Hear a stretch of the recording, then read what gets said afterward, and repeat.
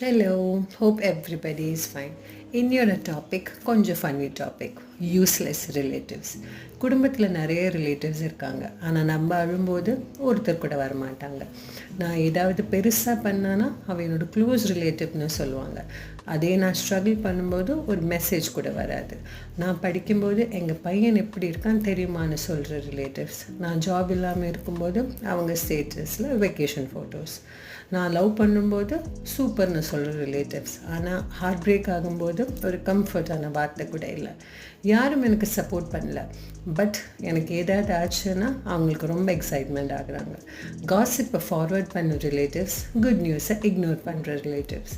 பிளட்டில் தான் அவங்க ரிலேட்டிவ்ஸ், ஆனால் ஹார்ட்டில் ஸ்பேஸ் இல்லாத மக்கள். Now, if I fall, they are sad. If I rise, they are jealous. If you have any relatives like this, please do let me know in the comment section, guys. Please share and subscribe. Take care. Bye-bye.